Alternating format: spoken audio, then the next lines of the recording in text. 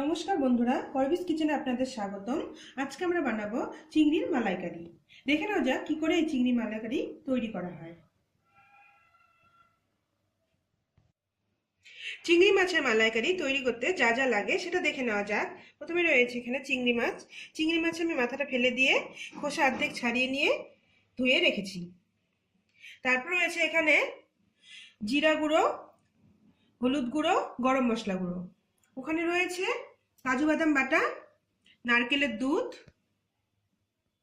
সরষের তেল, লবণ, চিনি, রয়েছে গোটা গরম মশলা অর্থাৎ গোটা এলাচ আর দারচিনি, তেজপাতা টুকরো করা আছে, দুটো শুকনো লঙ্কা আছে, 4টা কাঁচা লঙ্কা চেরা আছে, টমেটো কুচি, আদা বাটা, রসুন বাটা, পেঁয়াজ কুচি। এখানে আমি দুটো মাঝারি সাইজের পেঁয়াজ কেটে নিয়েছি।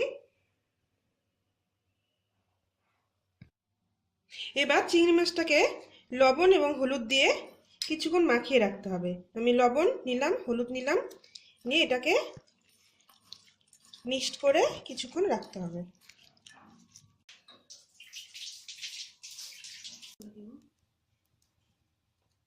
আমাদের প্যান গরম হয়ে এসেছে। আমি এবার এখানে সরষের তেল দিব। সরষের তেলে আমি চিংড়ি মাছগুলো ভেজে নিব। আমার তেল গরম হয়ে গেছে, আমি এবার চিংড়ি মাছগুলো দিয়ে দেবো।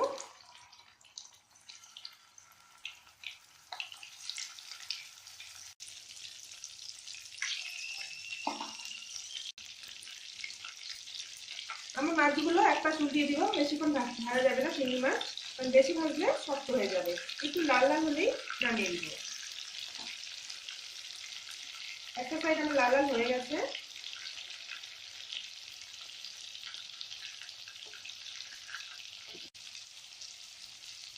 আমার মাছগুলো ভাজা হয়ে গেছে, মাছগুলো লাল হয়ে এসেছে। এবার আমার মাছগুলোকে নামিয়ে নিব।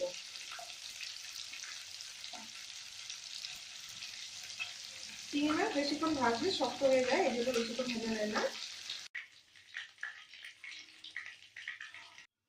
আমার তেল গরমই আছে। আমি এখানে শুকনো লঙ্কা, একটা কাঁচা লঙ্কা দিয়ে দিলাম, আর দিব গোটা গরম মশলা অর্থাৎ এলাচ, তেতো আর গোটা দারচিনি দিয়ে এটা কিছুক্ষণ নাড়বো, 10 সেকেন্ডের মতন। এটা একটু ভেজে নিব। তেজপাতাটাও দিয়ে দিলাম।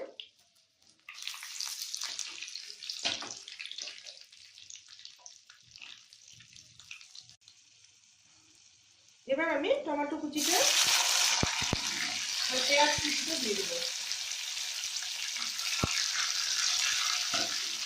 পেঁয়াজটা যতক্ষণ পর্যন্ত বাদামি বাদামি কালার আসছে ততক্ষণ আমরা ভাজবো। আমি এখানে রসুন পেস্ট, আদা পেস্টগুলো এবং তার সঙ্গে জিরার গুঁড়ো,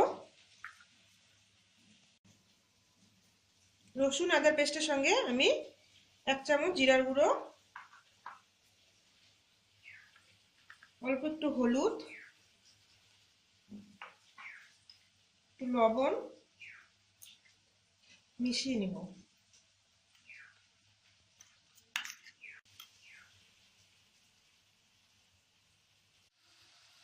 আমার পেঁয়াজটা লাল লাল হয়ে গেছে। আমি এবার মশলাগুলো দিয়ে দিলাম।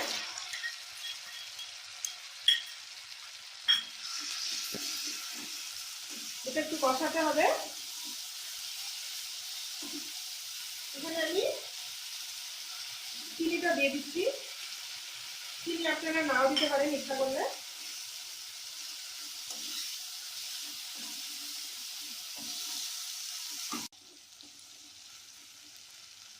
আমার এখানে যে কাজু বাদামের পেস্টটা ছিল, আমি এখানে একটু জল মিশিয়ে মশলার মধ্যে দিয়ে দিলাম। মশলাটা এবার একটু কষাতে হবে এভাবে।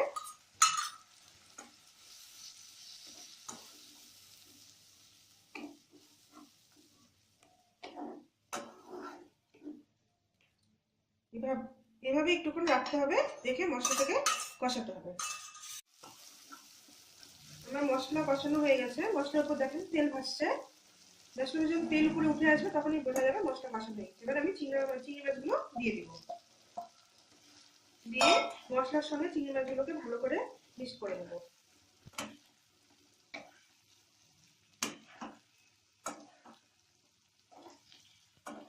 আঁচটা মিডিয়াম রাখতে হবে।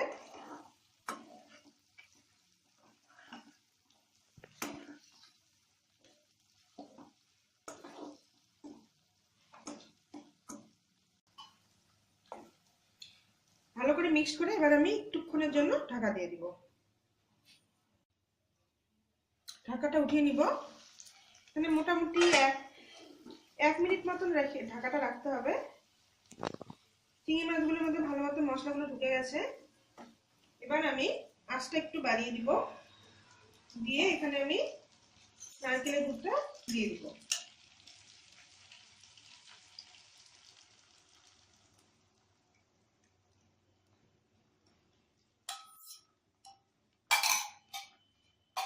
জল অ্যাড করব না,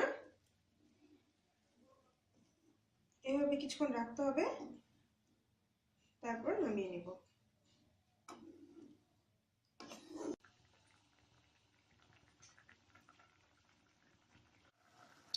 আমার গ্রেভিটা ফুটতে শুরু করছে। এবার আমি এটাকে মিডিয়াম আঁচে দিব, দিয়ে 1-1.5 মিনিটের মতন ঢাকা দিয়ে রাখবো। 2 মিনিটের মতন ঢাকা দিয়ে এবার ঢাকাটাকে আমি সরিয়ে নিলাম। আমার গ্রেভিটা ফুটতে শুরু করেছে। এবার আমি এটাকে আঁচ বাড়িয়ে দিয়ে গ্রেভিটাকে একটু শুকিয়ে নেব। চিংড়ি মাছ বেশিক্ষণ রান্না করতে হয় না, একটু গ্রেভিটা শুকিয়ে আসলেই আমি এটাকে নামিয়ে নেব।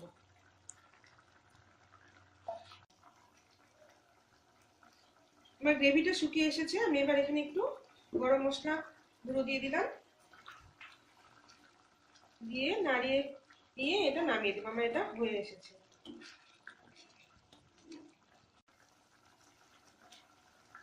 আমি গ্যাসের চুলাটা অফ করে দিলাম। আমার মালাইকারি রেডি। একটু গ্রেভি রাখতে হবে, কারণ একটু পরে মাছগুলো টেনে নেবে।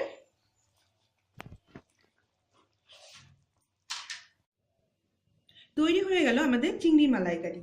এরকম সুন্দর এবং সহজ রেসিপি পাওয়ার জন্য অবশ্যই আমার চ্যানেলটিকে সাবস্ক্রাইব, প্রচুর লাইক এবং শেয়ার করবেন। ধন্যবাদ।